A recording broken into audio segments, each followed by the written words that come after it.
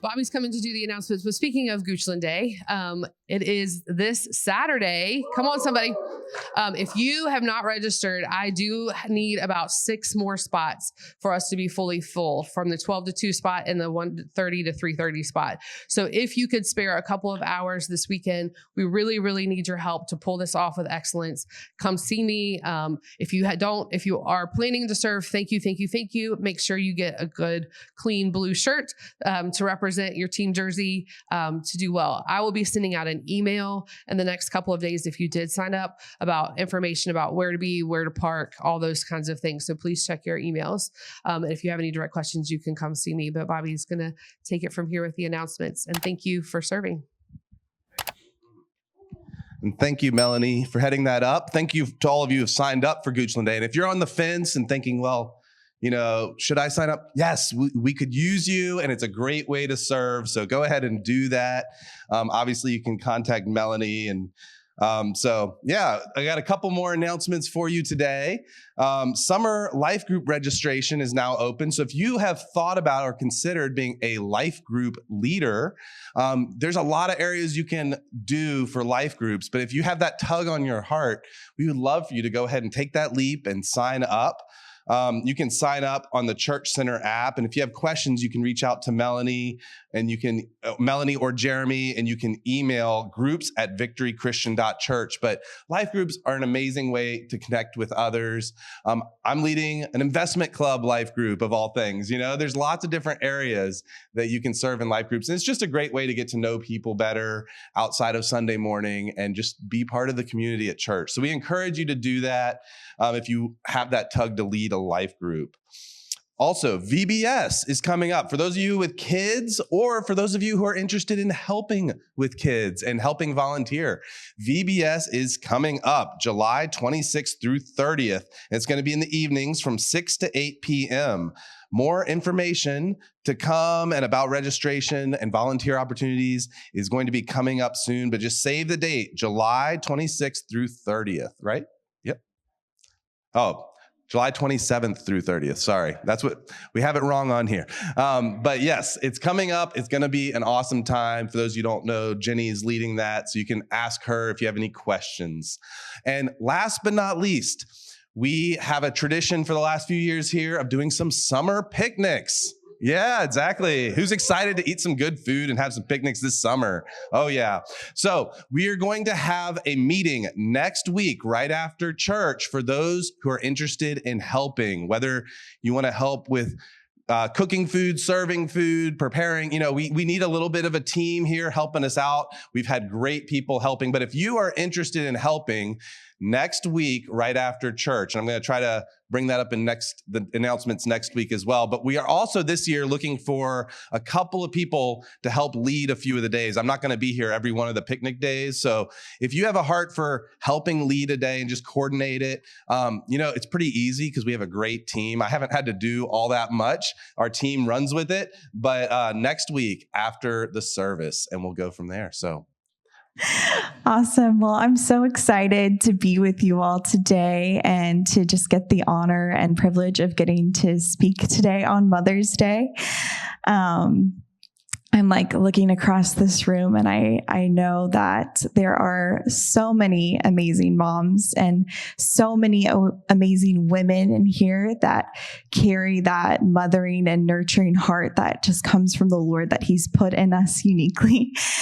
So I'm really humbled to get a chance to speak in this room as someone who is very new to motherhood. My oldest and only daughter that's outside of the womb, I guess, right now is she's a little over 1.5 years. So again, I'm very, very new to this. So I'm sure there's so many people in this room that have so much more wisdom than me and years of experience and could teach me so much when it comes to the beauty and the gift of motherhood.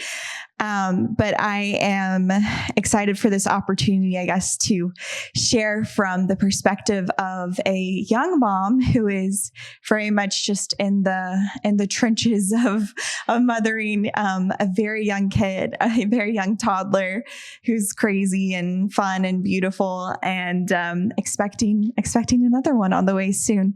So yeah, I'm really, really honored and humbled to be here with you all today. So to be honest, I am not a big public speaker. Typically, it's not my favorite thing. But I did feel like the Lord was nudging me when my dad asked me to share today. So I'll get more on that later, but I do want to share a little bit more of my story. But my heart is that I can hopefully share with you all in a way that is not just something that mothers can receive from, but just some things that the Lord has been teaching me and equipping me with and putting in my heart that has made this season of motherhood and young motherhood specifically, made it lighter and more joyful, and helps me just to be able to enjoy it as much as possible in the midst of it also being very challenging and very hard. So hopefully I can share some things that can relate to all of us as well. But yes, I think I already mentioned, have the second baby coming in June next month. Dad, I guess, mentioned that for me.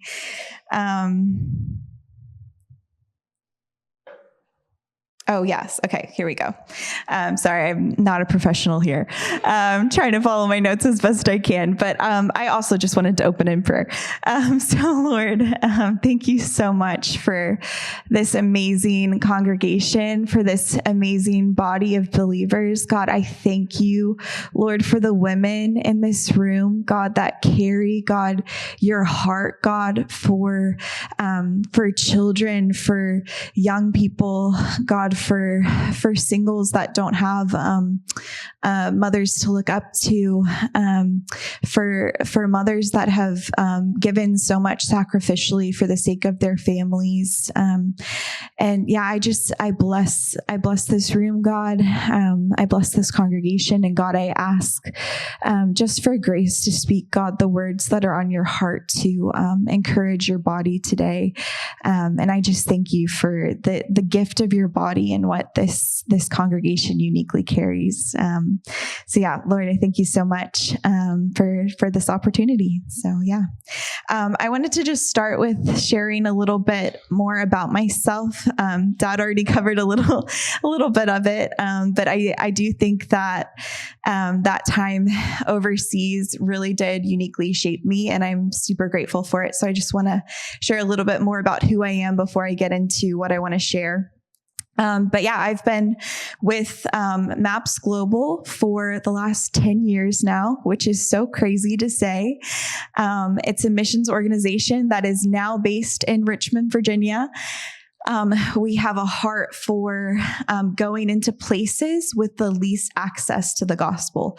So we send our missionaries to areas in the world where there is little to no access to the gospel. There's either no church presence, or there's such a small church presence that without the help of people coming, there's no way that these people would get a chance to hear who Jesus is, and no way for them to evangelize their whole people group without the help of missionaries being sent. So the place that I worked in specifically was, to put it in perspective, it's 0.001% of the population is Christian. And it's a predominantly Muslim nation. And at 22, the Lord called me to move there as a single woman. And I said yes. And I got to help plant and establish our first long-term missions base ever. MAPS is a relatively young organization. So I've kind of gotten to grow up the last 10 years in MAPS, coming there when I was 19. And I've also gotten to see the organization grow up, which has been really, really cool. But yeah, in that, the Lord really did a lot in my time as a single woman serving him in ministry. And he really used that time to help shape and develop me and accelerate growth in a lot of ways, where I hear so many stories of people coming off of the mission field burnt out with all this attrition and pain. The Lord actually used my time overseas to help, one, develop me, like I said, but also to get more healthy and more healed. So the Lord began to put on my heart, like, what if you used your journey and your story to help replicate that for others? And he actually asked me to come back to America at the end of my 2-year assignment, which I never thought I would do. I was, like Dad said, knew the language pretty well, was pretty established, had good friends there, deep relationships, wanted to be there for the long haul. But I felt like God was saying, hey, your assignment here is over. I want to use you to help speak into the lives of others and use your story to help others get more healed and healthy. And be better for their time overseas in a similar way. So I said yes. I came back to the States. It was super hard. But in the midst of that, I ended up moving back the same time that Jonah started coming around maps. So, initially nothing happened at first. But after about a year or so, things just kind of took off and we fell in love, and the rest is history. So I'm super grateful. Before I even go there, I do want to say that, even in my time serving the Lord overseas, even though that was such a beautiful and life-giving season, I also can relate to the singles in the room of that, in that I had still just such a deep desire for marriage, for a family, to have someone to do this life and to serve the Lord alongside. And that was something I was constantly in conversation with the Lord, and I was constantly trusting him with. So I just want to encourage you, for the people that are in that boat. Like I see you, and I know how hard that can be as well. But I am so grateful now for those years that the Lord used to shape me and develop me and to prepare me for marriage and for what I'm carrying now in motherhood and in ministry and serving the Lord. So anyway, back to where I was at in my story, came back, met Jonah, rest is history. We got married in August of 2023, had our first daughter a year and a month later, and now we're expecting baby number 2 at the end of next month. We also are very much overseas people. We just are so excited to serve the Lord overseas. We got asked this last year to be the future base leaders of our base in the Himalayas that we are going to be planting next year. So that was a huge honor. So we're very excited for that. We're very much in the season of just building our family and our life in Richmond, preparing to become a family of 4, but just excited about what's to come in the future. So anyway, that's a little bit about me and my family. And where we're at now. Dad kind of caught you up on the earlier years, a brief summary of it.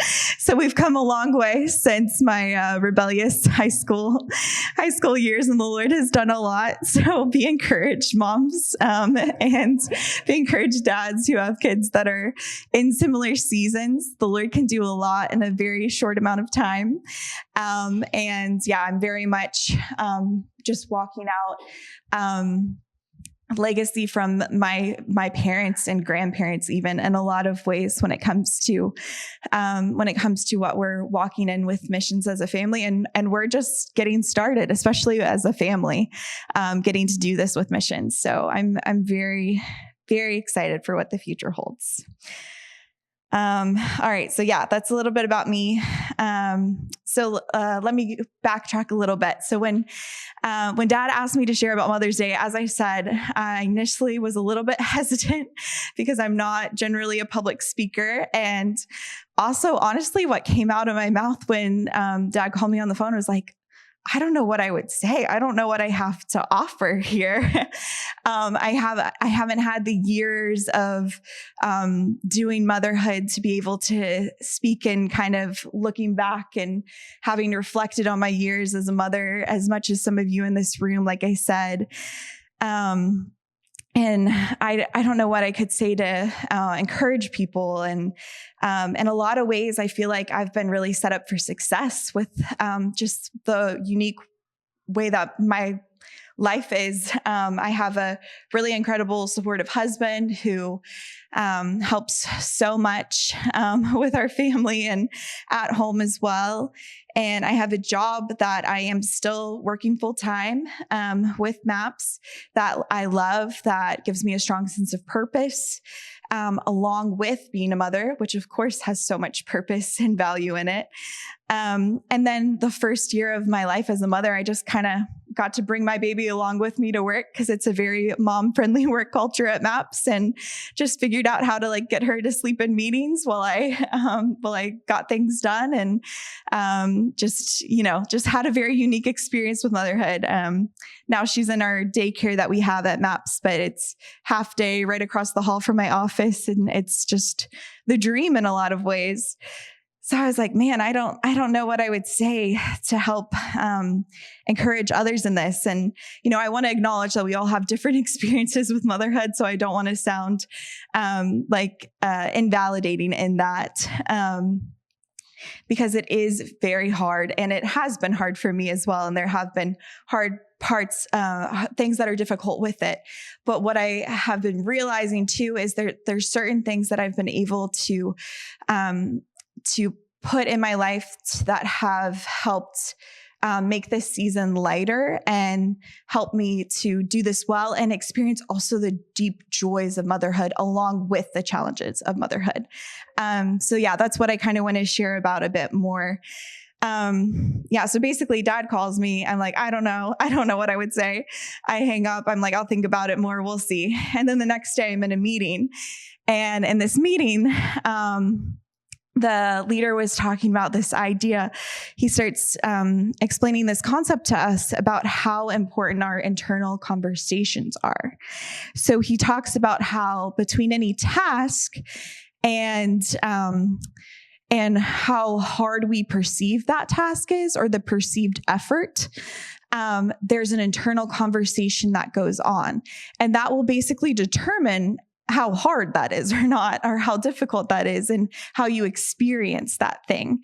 So at first I was just like, oh, I don't know. Like, what is he saying? I don't totally get it. So he goes on to explain, between any task and how difficult it feels, there's an internal dialogue that happens. There's an internal conversation. So for example, my husband is a runner, and the people who are successful and really who are real deal runners, their internal conversation is very positive. And they're focused on, I can do this, I got this, focusing on form, in the moment, very present with their bodies, but not so much focused on the pain that they are in. They've trained their brains to focus on, I've got this, versus when I run, my internal conversation is, I'm going to die. I can't wait for this to be over. What's my excuse? I hope that I run into a red light so that I can have an excuse to stop and take a break, because everything about me wants to quit. So you can see that there's a difference there between a real runner and someone who struggles with that, the internal conversation. And then he brought up another example. He was like, the same is true in parenting. You can wake up in the middle of the night with a crying baby who needs a diaper change, and you can think to yourself, oh, this is exhausting. I don't want to do this. It's going to take forever. Like, I want my sleep. I feel like my sleep is being robbed. Or you can wake up in the middle of the night and think, okay, I know what to do. This is only going to take a few minutes, and I'm so grateful for the gift of this child. And it's the same task, but a very different experience. Even in the first example, the child might get worked up just from feeling your emotions, as you're wrestling with it, or you're annoyed by it, or you're feeling some type of way about the fact that your sleep is getting interrupted again. That child is going to have a harder time calming back down and going back to sleep, versus when you are like, okay, so let's just do what needs to be done. I know I'm equipped. I have what I need to take care of this baby. The child, you're much more likely to have a successful time getting that baby back down, or at least to enjoy it a little bit more, or to have gratitude for the fact that, you have this baby that you've been given the gift of stewarding, this precious life from the Lord. And yeah, something clicked for me in that meeting as we were talking about this. And I realized it's not that parenting has been necessarily easy for me, or I've just been given all these things necessarily that has made me feel like I can be successful as a mother or something. It's that there's a few key things that I've been implementing in my life that are, again, just making this season lighter and helping. And one of those things is I think that through the challenges I've walked through in life abroad in Turkey, and all those unique things that came up in me through the pressures of living cross-culturally and living in a Muslim context and doing ministry abroad and all those things, I learned how to develop a good internal conversation that helped make those things feel more light and more bearable, and have a sense of like, I've got this and I can do this. So I want to kind of just share my 3 things that, again, have made this season lighter, and hopefully this can be applicable for more than just moms. But the first one is the internal conversation, which I've already kind of elaborated on. So there's not much more to say on that, but yeah, just to really, our internal conversation matters. And we can also help influence other people's internal conversations too, and speak life to them. That's kind of what we were talking about in that meeting, and from the place of caregiving, is we can help people have a hopeful view of the future and a hopeful view of the challenges that they're walking through too. The second thing is perspective. This kind of ties into that, but again, part of why I wanted to share my story is because of the years that I waited to become a mom, and waited to have a family, and waited to get married, and experience that longing and that season. I often find myself thinking like, wow, I try to make a practice of stopping and reflecting and thinking, I am so, so grateful that I'm getting to walk out my dreams right now. Last year we took our baby to the Himalayas for the first time, and led a team there, which was kind of a scouting trip for us, figuring out what's next and everything. But I was like, it was really hard. Like my baby was not sleeping super well right away. And there was things that were difficult about it, and cultural differences in the way they interact with children that felt a little bit uncomfy at times as a mom, and just different things. But at the same time, I just kept stopping and tearing up, or getting emotional, thinking about wow, I've dreamt of this for so long, and having that perspective of gratitude and getting to realize, the gifts that the Lord has given us and the assignments the Lord's given us, and even in motherhood and even in the hard things, really does help as well, make it lighter. So yeah, again, when your child wakes up in the middle of the night, I can think, oh, I have to get up again. Or I can think, I get to care for this eternal soul that God has entrusted me with stewarding and with raising up. And that just changes everything. Yeah. And I just want to say to those that are in a season of waiting, whether it's for marriage or family or something else, those years are not wasted. God is doing something in you. And I know for a fact that who I was back before I experienced my years of singleness, and specifically my assignment in Turkey that I had as a single woman, that really did prepare me for what I am carrying now and gave me the strength and endurance I needed in a lot of ways. And also God develops people in different ways. So some grow deeply in singleness and that kind of prepares them for marriage, and some grow in marriage. And that's just how God has ordained it in different people's lives. And he's a good leader and a good shepherd, and he knows what you need for your personal development. So just be encouraged with that. But yeah, be encouraged in your waiting seasons too, because God is doing something in you and developing something in you that you need for the long haul and you need for the journey. So let's see.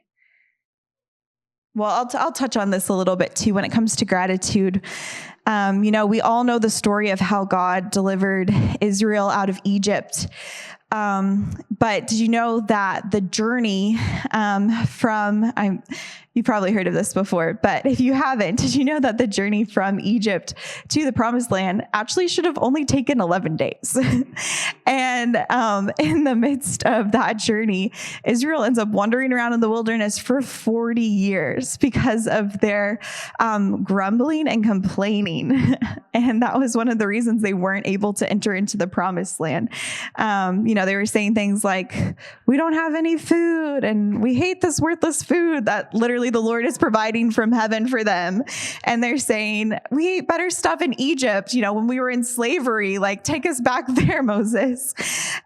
So it's just wild to think like how important it is for our perspective to be set on what the Lord is doing in the seasons that we're in, versus having honestly a demonic view of just the zooming in on the things that are going wrong. And we're all tempted to do this as humans. We all have this, we like to say at MAPS, we have this propensity in us towards discouragement, towards looking at what's wrong, but truly like a heavenly view of what's happening, and even a more realistic view of what's happening is God is moving on our behalf in so many different ways.